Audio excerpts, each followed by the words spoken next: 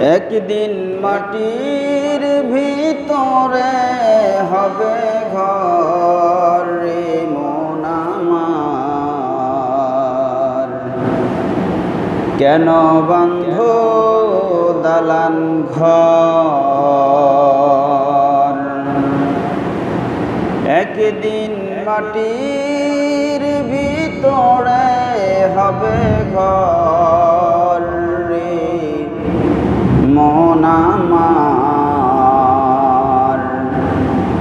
কেন বন্ধ দালান ঘর। দেহ তোমার চর্মচর গলে পচে যাবে, শিরার উপর শিরাগুলি ছিন্ন ভিন্ন হবে, মুন্ডু মেরুদণ্ড সবই হবে খণ্ড খণ্ড, পড়ে রবে মাটির উপর রে মন আমার, কেন বান্ধ দালান ঘর। সমস্ত প্রশংসা মহান আল্লাহ সুবহানাহু ওয়া তাআলার দরবারে, যে মহান আল্লাহ সুবহানাহু ওয়া তাআলা আমাদেরকে কবুল ও মঞ্জুর করে জুমার নামাজ আদায় করার লক্ষ্যে মসজিদে উপস্থিত করিয়েছেন। জবান খুলে শুকরিয়া আদায় করছি, সকলে বলছি আলহামদুলিল্লাহ। বিশ্ব নবীর প্রতি দুরূদ ও সালাম মহাব্বতের সহিত সকলে বলছি সাল্লাল্লাহু আলাইহি ওয়াসাল্লাম। সম্মানিত উপস্থিতি, আলোচনা আমরা শুনতেছিলাম হযরত আলী রাদিয়াল্লাহু তাআলা আনহু এর জীবনী। আজকে আমরা খুব সংক্ষেপে হযরত আলী রাদিয়াল্লাহু তাআলা আনহুর জীবনী সমাপ্ত করার চেষ্টা করব। মা তৌফিকি ইল্লা বিল্লাহ। আল্লাহ পাক রব্বুল আলামিন তিনার জীবনী শুনে আমল করার তৌফিক দান করুন, সকলে বলি আল্লাহুম্মা আমিন। তো হযরত আলী রাদিয়াল্লাহু তাআলা আনহু আপনারা শুনেছেন খুবই দরিদ্র সাহাবী ছিলেন, গরিব সাহাবী ছিলেন এবং খুব কষ্টের মধ্য দিয়ে হযরতে আলী রাদিয়াল্লাহু তাআলা আনহু জীবনযাপন করতেন। লক্ষ্য করে দেখেন, হযরতে আলী রাদিয়াল্লাহু তাআলা আনহু ছিলেন বড় গরিব সাহাবী, কিন্তু যতই গরিব হোক হযরতে আলী ছিলেন ঈমানদার এবং বড় যোদ্ধা। হযরত আলী রাদিয়াল্লাহু তাআলা আনহু এত গরিব সাহাবী ছিলেন যার ঘরে একদিন নয়, 2 দিন নয়, এমনও দিন গেছে 7 দিন পর্যন্ত হযরতে আলীর ঘরে খানা জোটে নাই। একবার হাসান আর হুসাইন ডাকতে বলে, আব্বু আম্মু খানা দাও, ক্ষুধার জ্বালার সহ্য হয় না। ও আব্বু আম্মু খানা দাও। মা বাবা খানা দিতে পারে না, ছোট বাচ্চা ক্ষুধায় কাতরায়। হাসান আর হুসাইন ডাক দিয়ে বলে, আব্বু খানা দিতে পারো না, নানার কাছে যদি যাইতে দিতা, নানার চেহারা দেখে আমাদের ক্ষুধা নিবারণ করতাম। আল্লাহু আকবার। কারণ এত সে নবী, এত এমন যেমন তেমন নবী নয় যেই নবীর চেহারার দিকে তাকালে ক্ষুধা মিটে যায়। যেমন চেহারা নবীর এমন চেহারা, যেই নূরের চেহারার দিকে তাকালে বেঈমানেরা ঈমান আনে, ক্ষুধার থরা ক্ষুধা মিটায়। হাসান আর হুসাইন ডাকতে বলে, আম্মু নানার কাছে যেতে দিলে, নানার চেহারার দিকে যদি তাকায়া থাকতাম তবে আমাদের ক্ষুধা নিবারণ হয়ে যেত। আল্লাহু আকবার। লক্ষ্য করে দেখবেন, আমাদের বাচ্চা যারা আছে যদি কোনো অসুবিধা হয় বলে, আব্বু নানার বাসায় যাব, নানির বাসায় যাব, আছে না নাই? কারণ তারা জানে নানার বাসায় গেলে নানা সমস্যার সমাধান করবে। নানার বাসায় গেলে মামা আছে, নানা আছে, একটা আবদার করলে ফালায়া দেবে না, আছে না নাই? হাসান আর হুসাইন ডাকতে বলে, আব্বু আম্মু নানার বাসায় যেতে দাও। নানার বাসায় যদি যাই তাহলে নানার চেহারার দিকে তাকালে আমাদের ক্ষুধা নিবারণ হয়ে যাবে। মা ফাতেমা ডাকতে বলে, স্বামী যান, একটু বাইরে যান, দেখেন হাসান আর হুসাইনের জন্য কোনো খাবারের ব্যবস্থা করতে পারেন কিনা। হযরত আলী ঘর থেকে বাহির হয়ে গেলেন খাবারের খোঁজে। হযরত আলী রাদিয়াল্লাহু তাআলা আনহু খাবারের খোঁজে বাইর হলেন। কারো হয়তো কাজ করবেন, যে কোনো ভাবে হোক টাকা উপার্জন করে কিছু খাদ্য সন্তানের জন্য আনতে হবে। রাস্তা দিয়ে যখন যায়, রাস্তার মাঝখানে বিশ্বনবীজির দেখা। জামাই কই যাও? আজ কয়েকদিন যাবৎ হাসান হুসাইন না খেয়ে আছে। আপনার কন্যা ফাতেমা কতদিন যাবৎ না খায়া বিছনায় পিঠ থেকে গেছে, উঠতে পারে না, দাঁড়াতে পারে না, এত ক্ষুধার্ত। কই যাও? কই কিছু কাজ খুঁজতেছি, কাজ যদি পাই, কিছু ইনকাম যদি করতে পাই, সেই ইনকামের টাকা দিয়ে কিছু খাদ্য কিনে বাসায় নিয়ে যাব। সুবহানাল্লাহ। বিশ্বনবীকে ডাকতে বলেন, আলী শোনো শোনো, ওই যে খেজুর গাছ দেখা যায়, খেজুর গাছের কাছে যাও, খেজুর গাছটা ঝাঁকি দিবা আর বলবা বিশ্বনবীজি বলেছেন আল্লাহর হস্তে কিছু খেজুর দেওয়ার জন্য। আল্লাহু আকবার। অথচ খেজুর গাছের পাতা নাই। খেজুর তো দূরের কথা, খেজুর গাছের পাতা নাই। খেজুর গাছ হলো শুকনা গাছ। এবার আলী রাদিয়াল্লাহু তাআলা আনহু খেজুর গাছের কাছে গেলেন। খেজুর গাছের কাছে গিয়ে খেজুর গাছকে ঝাঁকে দিয়ে বলে, আল্লাহর নবীজি বলেছেন আল্লাহর ওয়াস্তে কিছু খেজুর দেওয়ার জন্য। বলতে দেরি হয়েছে, শুকনা খেজুর গাছ, যেই গাছে খেজুর নাই, পাতা নাই, সেই গাছ থেকে ঝরঝর করে খেজুর আল্লাহর রহমতে জমিনে পড়েছে। আল্লাহু আকবার। খেজুর নিয়ে হযরত আলী বাসায় আসলেন। বাসায় আসার পর নিজে খেলেন, ফাতেমাকে দিলেন, হাসান হুসাইন খেলেন। তাইলে যেই নবী শুকনা গাছকে অর্ডার করলে, সেই শুকনা গাছ থেকে খেজুর পড়ে, এত কোনো সাধারণ নবী নয়। যেই কূপে পানি নাই, নবীজি থুতু দিলে সেই কূপে পানি বাইর হয়। আল্লাহু আকবার।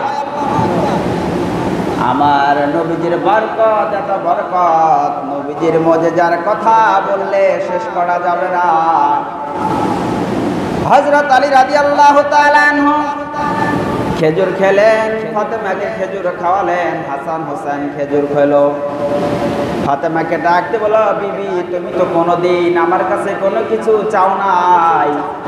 আমার কাছে যদি কিছু চাও, কিছু খেজুর বেঁচেছে, খেজুরগুলো বাজারে নিয়ে বিক্রি করে তোমার জন্য কোনো কিছু নিয়ে আসবো। ফাতেমা বলে, স্বামী আমার কোনো আপত্তি নাই, আবদার নাই, কোনো চাহিদা নাই, কোনো চাওয়ার নাই। কারণ আপনার ঘরে খানা না থাকতে পারে, ভালো পোশাক না থাকতে পারে, ভালোবাসায় ছিল ঘরটা ভরা। আল্লাহু আকবার। ভালোবাসা থাকতে হবে ঘরে। ভালোবাসা না থাকলে, শুধু টাকা পয়সা থাকলে সেই ঘরে সুখ শান্তি থাকবে না। হযরতের আলীর ঘরে টাকা ছিল না, পয়সা ছিল না, ক্ষুধা ছিল, কিন্তু সেই ঘরটা ভালোবাসায় পরিপূর্ণ ছিল। সুবহানাল্লাহ। হযরতে আলী রাদিয়াল্লাহু তাআলা আনহুকে ডাকতে বলে, ফাতেমা আমার কোনো চাহিদা নাই। বর্তমানে কিছু ঘরে ঘরে বিবিরা আছে, আলমারি সুকেসের ভিতরে সাজানো 10-12টা জামার সেট থাকা সত্ত্বেও বলে আমাকে আরো জামা কিনে দাও। এরকম স্ত্রী আছে না নাই? থাকলে আরো লাগে, আরো দাও। অথচ ফাতেমা বলে, না আমার কিছু লাগবে না, জামা নাই, কাপড় নাই, ক্ষুধার্ত, তারপরও কোনো চাহিদা নাই। এই জন্যে মা বোনদেরকে বলবো, যদি ফাতেমার অনুসারী হতে চাও, অধিক চাহিদা বাদ দিতে হবে। স্বামীকে অন্যায়ভাবে স্বামীর কাছে চাওয়া যাবে না। স্বামীর পাওয়ার নাই, ক্ষমতা নাই, কামাই নাই দেওয়ার জন্য আপনি যদি জেদ করেন, সুদের টাকা হলেও টাকা নিয়ে এসে আমাকে জামা কিনে দাও, আমাকে এটা কিনে দাও, আমাকে ওটা কিনে দাও, এই ধরনের স্ত্রী বর্তমানে আছে না নাই? এই জন্য বলবো, ফাতেমার যদি অনুসারী হতে চাও, ফাতেমার সঙ্গে যদি জান্নাত থাকতে চাও, তাহলে স্বামীকে অন্যায়ভাবে স্বামীর কাছে চাপ দিয়ে, চাপ প্রয়োগ করে কোনো কিছু চাওয়া যাবে না। আবার কিছু কিছু স্বামী আছে, স্ত্রীর পরনে কাপড় নাই, ছিঁড়ে গেছে, শত চাওয়ার সত্ত্বেও স্বামী স্ত্রীর কাপড় এনে দেয় না। অর্থ আছে, টাকা আছে, এরকম ডাকাত স্বামী আছে না নাই? নিজে ভালো পড়ে, নিজে ভালো ঘোরে, কিন্তু স্ত্রীকে ভালো পড়ায় না, স্ত্রীকে শুধু ছেঁড়া জামা। এই জন্য স্বামীদেরকেও বলবো, স্ত্রীর চাহিদা মেটাতে হবে। আপনার যদি সামর্থ্য থাকে, আপনার যদি টাকা থাকে, তাহলে স্ত্রীকেও ভালো পড়াতে হবে।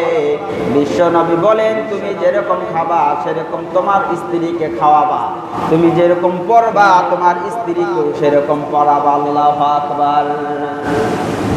হযরত আলী গেলেন বাজারে, বাজারে যাওয়ার পর খেজুর বিক্রি করে মা ফাতেমা বলে দিলেন, আজ কয়েকদিন যাবৎ খাই না, শরীরের ভিতরে জ্বর, আপনি বাজারে গিয়ে যদি একটা ডালিম নিয়ে আসতেন, জ্বরের মুখে যদি আমি ডালিম খেতাম, মনে হয় একটু আরাম ঠেকত। হযরত আলী গেলেন বাজারে, বাজারে যাওয়ার পর একটা ডালিম কিনলেন, খেজুর বিক্রি করে একটা ডালিম কিনে হযরত আলী ঘরের দিকে রওনা। হযরত আলী গরিব সাহাবী, আসমানে আল্লাহ দেখে গবেষণা করে। ফেরেশতারা হযরত আলীকে পরীক্ষা করার জন্য ভিক্ষুক বেশে রাস্তার ভিতরে দাঁড়ায়া ডাক দিয়ে বলে, আলী আজ কয়েকদিন যাবত খাই না, যদি কিছু খাবার দিতা তাহলে বড় ভালো হতো।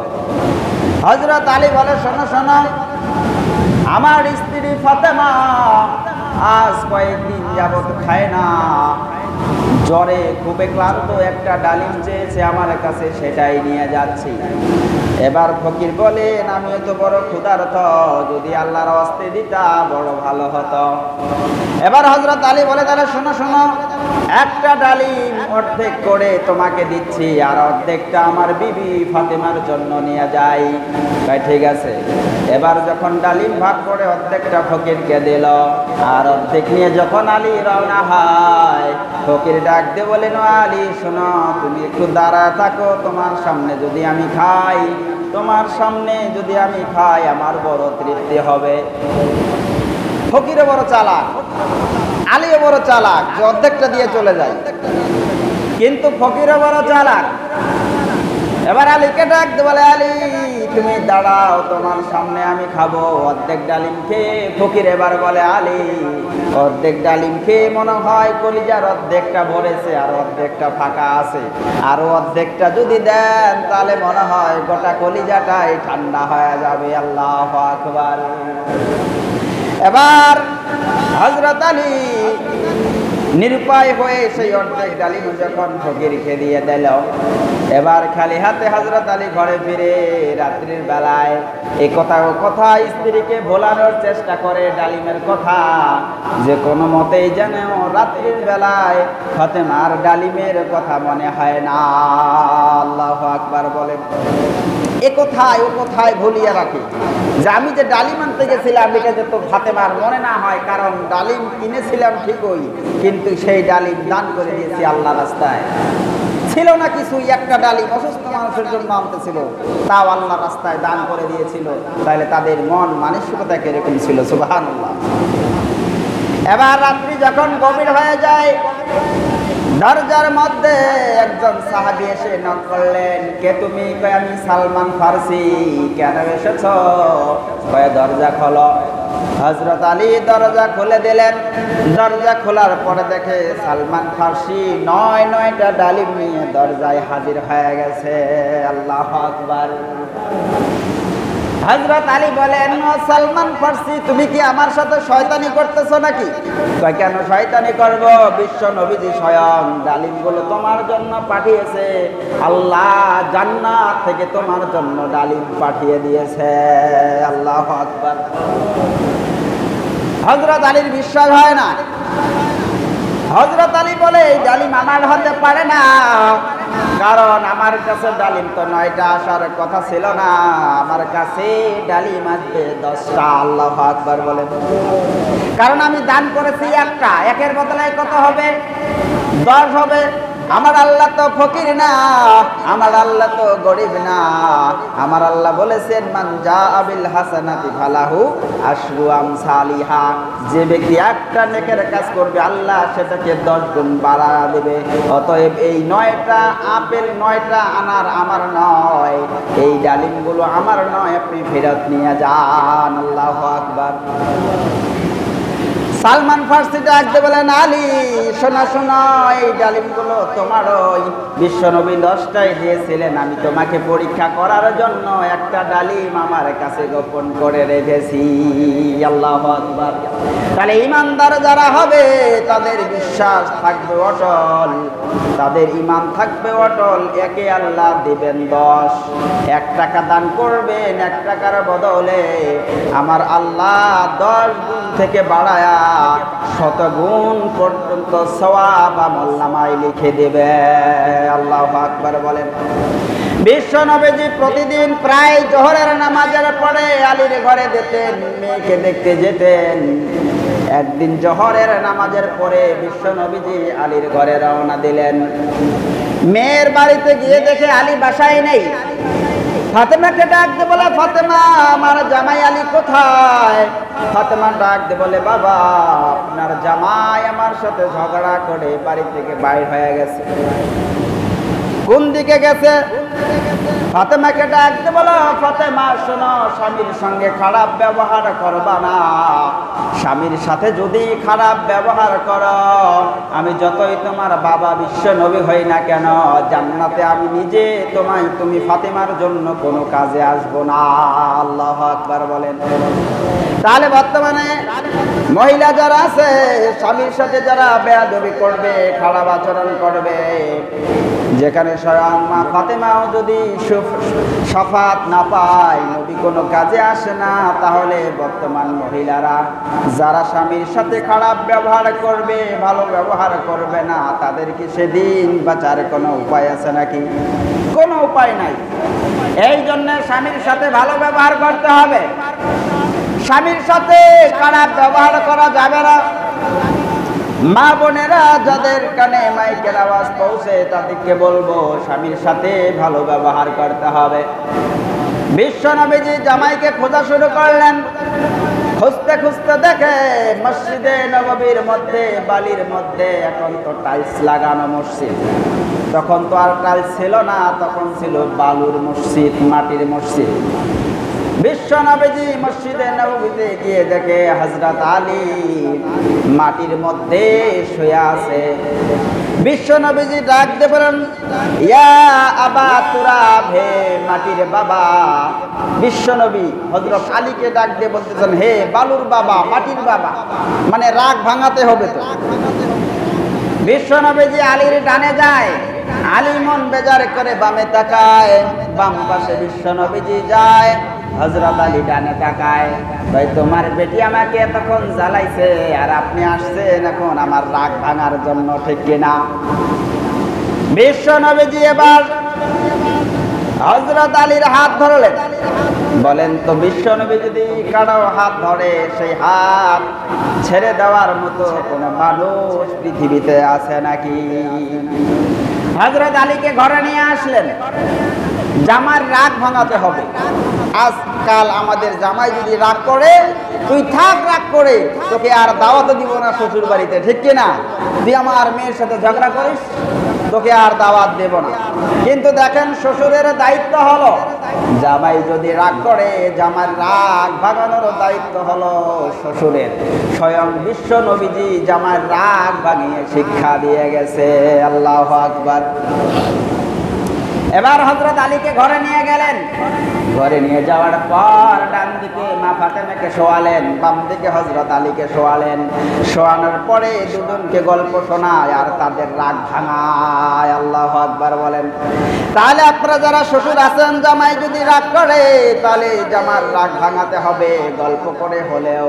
তাহলে চিন্তা করে দেখেন বিশ্ব নবীজি কেমন রোমান্টিক শ্বশুর ছিলেন। আমাদের মেয়ে জামাইয়ের ভিতরেও ঝগড়া হয়। বর্তমান আমাদের কোয়ালিটি হলো জামাই যদি ঝগড়া করে মেয়েকে বেশি জ্বালায়, ওই বিয়ের বেটাকে নিয়ে আসিয়া ঘরের ভিতরে উঠায় আগে কিছু উত্তম মাধ্যম দেয়। এরকম মানুষ বাংলার জমিনে আছে না নাই? বিশ্ব নবী হলেন মিলানোর জন্য আসছে, মিলাই দিতেন। কারো যদি ঝগড়া থাকতো বিশ্ব নবীজি বলতেন আমাকে নিয়ে যাও, আমি দুই গ্রুপের ভিতরে মিলাই দেব। সুবহানাল্লাহ বলে। বিশ্ব নবীজি যখন মদিনায় গেলেন, দুইটা গ্রুপ ছিল, একটা হলো আউস আর একটা গ্রুপের নাম হলো খাজরাজ। দুইটা গ্রুপের ভিতরে ঝগড়া চলে। 1 বছর নয়, 2 বছর নয়, 12 যুগ পর্যন্ত ঝগড়া চলে। 120 বছর যাবৎ ঝগড়া চলে। বাবাই যখন মারা যায়, সন্তানকে ডাক দিয়ে বলে আমি তো মারা যাব, আমি মারা যাওয়ার পরে ওই গ্রুপের সঙ্গে যুদ্ধ থামাবি না, কোপাবি, দিনও কোপাবি, রাতও কোপাবি, ঝগড়া থামাবি না। আবার নাতি যখন মারা যেত, পুতিকে বলে যেত আমি তো মারা যাচ্ছি, ঝগড়া থামাবি না, শুধু কোপাবি, দিনও কোপাবি, রাতেও কোপাবি। ঝগড়া চলছে 120 বছর। বিশ্ব নবীজি যখন মদিনায় গেলেন, যাওয়ার পরে 120 বছরের ঝগড়া দুই গ্রুপের ভিতরে 7 দিনের ভিতরে মিলায়া দিলেন। এমন মিলায়া দিলেন, এক গ্রুপে যদি কোনো কিছু রান্না করে, কোনো কিছু দাওয়াত করে, আরো গ্রুপকে ছাড়া খায় না। আল্লাহু আকবার। তো বিশ্ব নবীজি আসছেন মিলানোর জন্য। বলতেছিলাম হযরত আলী, আমরা শেষের দিকে যাব। হযরত আলীর আমরা সংক্ষিপ্ত জীবনী শুনলাম। লক্ষ্য করে দেখেন হযরত আলী রাদিয়াল্লাহু তাআলা আনহু শহীদ কেমনে হলেন। হযরত ওসমানের জীবনী শুনেছেন। হযরত ওসমানকে যেভাবে হত্যা করা হলো, শহীদ করা হলো। এবার হযরত ওসমানকে দাফন কাফন করার 6 দিন পরে কোনো শাসক নাই। হযরত আলী রাদিয়াল্লাহু তাআলা আনহু হলেন রাষ্ট্রনায়ক, খলিফা। কিন্তু অনেকেই মানে না। মুয়াবিয়া রাদিয়াল্লাহু তাআলা আনহু, তালহা, জুবায়ের, আয়েশা আরো বিভিন্ন সাহাবীরা বিরোধিতা করে, হযরত আলীকে খলিফা মানল না। আগে হযরত ওসমানকে যারা হত্যা করলো সেটার বিচার করতে হবে। হযরত ওসমানকে যারা হত্যা করলো এটার আগে বিচার করতে হবে, তারপরে কে খলিফা হবে সেটা নির্বাচন হবে। গ্রুপিং হয়ে গেল, দ্বন্দ্ব হয়ে গেল। এদিকে দ্বন্দ্ব চলতেছে, গ্রুপিং থামে না, দ্বন্দ্ব থামে না, দলাদলি থামে না। এবার যখন কি হবে, এটার একটা ফায়সালা করতে হবে। যেহেতু হযরত ওসমানকে হত্যা করেছিল, বসরা নামক স্থান থেকে প্ল্যান করে সেখান থেকে হযরত ওসমানকে হত্যা করেছিল। হযরত আলী এবং মা আয়েশা দুইজনে হলেন শাশুড়ি আর জামাই, শাশুড়ি আর জামাই। আর হযরত তালহার, জুবায়ের 4 জন ওই বসরা নামক স্থানে রওনা দিলেন। ওখানে যায় পরামর্শ হবে, পরামর্শ হওয়ার পরে যেটা ফয়সালা হবে আমরা সেটা করব। বসরা নামক স্থানে গেলেন 4 গ্রুপ। যাওয়ার পর জামাই আলী রাদিয়াল্লাহু তাআলা আনহু, শাশুড়ি আয়েশা সিদ্দিকা রাদিয়াল্লাহু তাআলা আনহার সাথে বসলেন, মিটিং করলেন। মিটিং করার পরে সিদ্ধান্ত হলো যে আমরা মদিনায় যাব।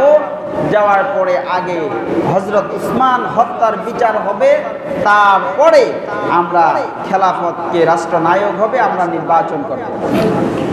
রাত্রির বেলায় 4 গ্রুপ, 4টা তাঁবুতে।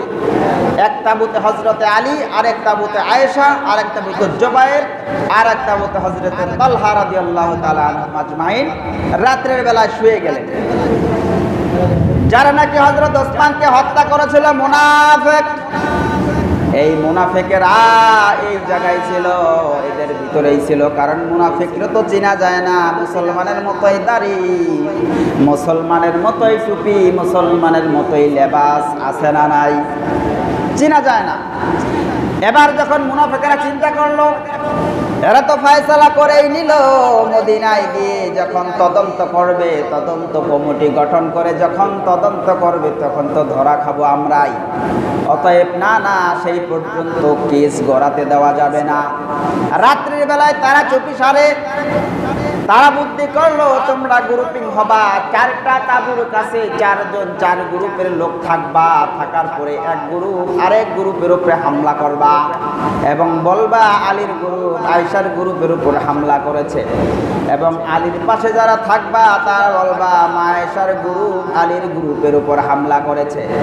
এইভাবে যখন হামলা শুরু হয়ে গেল, ইসলামের ইতিহাসে সেই সময় মুসলমানের ভিতরে যে যুদ্ধটা হলো, এটা হলো বড় মারাত্মক মুসলমানের ভিতরে যুদ্ধ। এই যুদ্ধকে বলা হয় জঙ্গে জামাল। মা আয়েশা একটা উটের পিঠিতে উঠে গিয়েছিলেন। উট আরবিতে বলা হয় উটের আরবি হলো জামাল, এই জন্য এই যুদ্ধকে বলা হয় জঙ্গে জামাল। এবার যখন মুসলমানের ভিতরে যুদ্ধ লাগায়া দিলেন কে? মুনাফিকরা যুদ্ধ লাগায়া দিল। এই যুদ্ধের মধ্যে 2 গ্রুপের মধ্যে 5 করে 10,000 মুসলমান এই যুদ্ধের ভিতরে শহীদ হয়ে যায়। আল্লাহু আকবার। মুনাফিকের চক্রান্তের কারণে মুসলমানের ভিতরে যুদ্ধ হলো, ইতিহাসের সর্বপ্রথম। হযরত আলী মা আয়েশা যে উটের উপরে চড়েছিল, সেই উটের পায়ের ভিতরে হযরত আলী তীর মারলেন। মারার সাথে সাথে মা আয়েশার উটটা জমিনে বসে গেল। মা আয়েশার উটটা যখন জমিনে বসে গেল, তখন হযরত আলী মা আয়েশার কাছে গিয়ে বলে, আয়েশা ও শাশুড়ি আম্মা, এই যুদ্ধ তো চলতেছে, মনে হয় আমাদের ভিতরে কোনো তৃতীয় গ্রুপ ঢুকছে, ঢোকার কারণে এই যুদ্ধ চলতেছে। মা আয়েশা বুঝতে পারলেন, খুব জ্ঞানী তো। মা আয়েশার উটের পায়ে তীর মারলো কেন? যুদ্ধ যখন চলে যায়, যে নেতা হয়, লিডার হয়, যতক্ষণ তাকে দেখা যায় ততক্ষণ পর্যন্ত যুদ্ধ চলে। আর যখন প্রধানকে নেতাকে দেখা যায় না, বসে যায়, তখন তারা বুঝে ফেলে যুদ্ধ সমাপ্তি ঘোষণা হয়ে গেছে, আর যুদ্ধ হবে না। এই জন্য হযরত আলী তো বুদ্ধিমান, মা আয়েশার উটের পায়ের ভিতরে যখন তীর মারলেন, উট বসে গেল। মা আয়েশার কাছে গিয়ে বলে, মা আয়েশা, নিশ্চয়ই এটা যারা মুনাফিক তৃতীয় গ্রুপ আমাদের ভিতরে ঝগড়া লাগায়া দিছে। যুদ্ধ থেমে গেল। মা আয়েশা হযরত আলী রাদিয়াল্লাহু তাআলা আনহু, হাসান হুসাইন সহ আরো কিছু যুবক সাহাবীদেরকে মা আয়েশাকে গার্ড দিয়ে পাঠায়া দিল বাসায়। চলে আসলেন। এবার মুনাফিকের চক্রান্তের কারণে মুসলমানের ভিতরে দ্বন্দ্ব হয়ে কত মারা গেল? 10,000। ওদিকে আমিরে মুয়াবিয়া শাম, একটা জায়গার নাম হলো শাম, ওই শামের গভর্নর ছিল হযরত আমিরে মুয়াবিয়া। মুনাফিকেরা হযরত আলীকে এসে বলে, আলী, ওদিকে আমিরে মুয়াবিয়া তো ওসমান হত্যাকে নিয়ে বড় বাড়াবাড়ি করতেছে। হযরত আলী করলেন কি? হযরত আমিরে মুয়াবিয়াকে গভর্নর পদ থেকে বাতিল করে দিলেন। এবার মুনাফিকেরা যখন আমিরে মুয়াবিয়ার কাছে গিয়ে বলে, ও আমিরে মুয়াবিয়া, হযরত আলী আপনাকে গভর্নর পদ থেকে বাদ দিয়ে দিল, এটা কি কাজটা ভালো করলো? নিশ্চয়ই ভালো করেন নাই। মানে এইদিকেও হযরত আলীকে চেতায়, আবার ওই পাশে হযরত আমিরে মুয়াবিয়াকেও চেতায়। আমিরে মুয়াবিয়া চেতে গেলেন এবং হযরত আলীর সঙ্গে যুদ্ধ করার জন্য অনেক বড় সেনাবাহিনী নিয়ে রওনা। এই খবর যখন আলী শুনলেন, আলীও একটা বিশাল সেনাবাহিনী নিয়ে রওনা। ইরাক এবং বসরার মাঝখানে একটা জায়গার নাম হলো সিফিন। এই সিফিন নামক জায়গার ভিতরে 2 গ্রুপ, আবার মুসলমান আর মুসলমান, আবার মুসলমান আর মুসলমান, আবার মুসলমান আর মুসলমানের যুদ্ধ চলতেছে। এমনকি 70,000 মুসলমান এই যুদ্ধে মারা যায়। আল্লাহু আকবার। মুনাফিক যেখানে ঢুকে, কারণ মুনাফিক তো দেখা যায় মুসলমানের মতো, মুসলমানের সুরত ধরে মুনাফিকেরা ইসলামের বড় দুশমন এবং শত্রু, ঠিক কিনা? এবার মুসলমানের ভিতরে যুদ্ধ হলো, সিফিনের যুদ্ধ। আমিরে মুয়াবিয়া এবং হযরতে আলীর মধ্যে 70,000 মুসলমান শহীদ। এবার যখন দেখতেছে হযরতে আলী বিজয়ী হবে, জিতে যাবে, এমন সময় মুনাফিকেরা আল্লাহর কোরআনকে এইভাবে উঁচু করে ধরে বলতেছেন, আমাদের মধ্যে ফয়সালা করবে কোরআন। যেখানে কোরআন দেখানো হয় সেখানে আর যুদ্ধ থাকতে পারে না, ঠিক কিনা? যুদ্ধ থেমে গেল, এবার ফয়সালা করবে কোরআন। এবার আবার মিটিং বসলো, ঠিক আছে, মিটিংয়ে ফয়সালা হলো আলীও খলিফা থাকবে না, আমিরে মুয়াবিয়াও থাকবে না, তৃতীয় একজনকে বানানো হবে। এবার আলী চলে গেলেন আলীর বাসায়, মুয়াবিয়া চলে গেলেন মুয়াবিয়ার বাসায়। কিন্তু মুনাফিকেরা আরো দুইজন যখন আলাদা হয়ে গেল, আলাদা হয়ে যাওয়ার পর আলীর জায়গায় দায়িত্ব পালন করে, আর আমিরে মুয়াবিয়ার জায়গার আমিরে মুয়াবিয়া দায়িত্ব পালন করে। এবার যখন এক গ্রুপ এদের কাছ থেকে আলাদা হয়ে গেল, আরেকটা দল হয়ে গেল। এই দলটার নাম হচ্ছে খারেজি। আরবিতে খারেজ শব্দ অর্থ হচ্ছে বাইর হয়ে যাওয়া। আমিরে মুয়াবিয়া এবং আলী এই দুই গ্রুপ থেকে আরেকটা গ্রুপ বাইর হয়ে গেল, আরেকটা দল হলো। এই দলের নাম হচ্ছে খারেজি, মানে তারা বাইর হয়ে গেল। এখন এরা বলে যে যা ফয়সালা হবে আল্লাহই করবে। আপনারা হযরত আলী রাদিয়াল্লাহু তাআলা আনহুকে বলেন যে আপনি আমিরে মুয়াবিয়াকে ছাড় দেওয়ার কারণে আপনি মুনাফিক হয়ে গেলেন। আবার মুয়াবিয়াকে বলতেছে আপনি আলীকে না মানার কারণে আপনি কাফের হয়ে গেছেন। মানে এরা বেশি বাড়াবাড়ি শুরু করে দিল। এরা যখন বেশি বাড়াবাড়ি শুরু করে দিল, এই খারিজিদের সাথে একটা যুদ্ধ হয়েছিল। সেই যুদ্ধে খারিজিদের অসংখ্য মানুষ নিহত হয়েছিল হযরত আলীর হাতে। খুব সংক্ষেপ, এই যেই গ্রুপটা বাহির হয়ে গেল, এই গ্রুপের সঙ্গে যুদ্ধ হয়েছিল হযরত আলীর, এবং অসংখ্য খারিজি মারা গেছে এবং কিছু পালায়া গেছে। যারা পালায়া গেল এদের ভিতর থেকে তিনজন বুদ্ধি করলো, হযরত আলী এবং আমিরে মুয়াবিয়া এবং আমর ইবনে আস, এই তিনজনকে হত্যা করার যারা প্ল্যান করলো, চিন্তা করলো।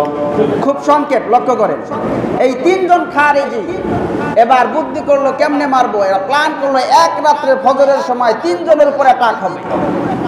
ফজরের সময়, রমজান মাস, 17 রমজান, হযরত আলী এবং আমর ইবনে আস এবং হযরতে আমিরে মুয়াবিয়ার উপরে হামলা হবে। আমিরে মুয়াবিয়ার উপরে হামলা হলো। আমিরে মুয়াবিয়া সেই হামলাকে বাধা দিতে সক্ষম হলো, অর্থাৎ আমিরে মুয়াবিয়ার কোনো ক্ষতি করতে পারলো না।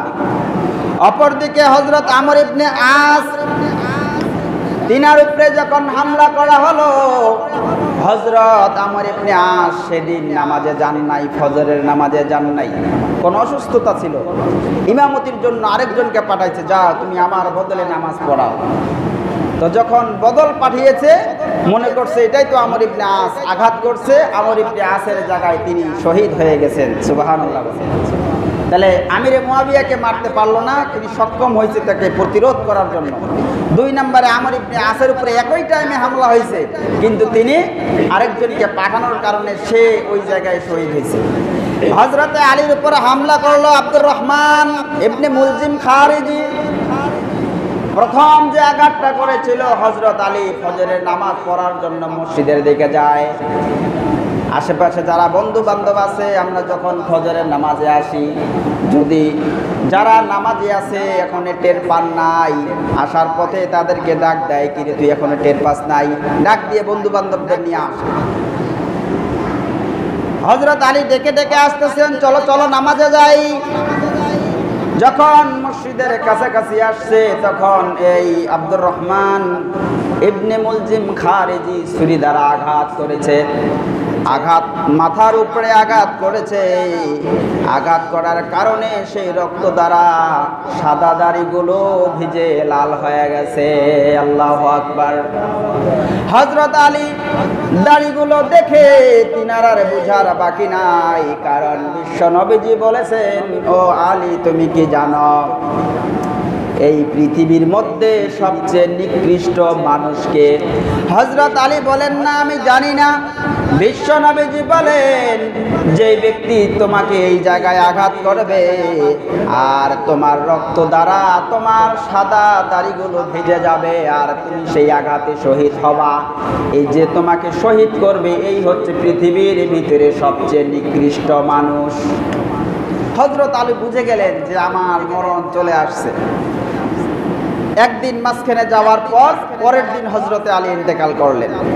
তো আব্দুর রহমান আল খারিজিকে যখন ধরা হলো, একে যখন শাস্তি দেবে, হযরত আলী বলেন, শোনো, আমি যদি মারা যাই তারপরে তার শাস্তি হবে, এর আগে তার শাস্তি হবে না।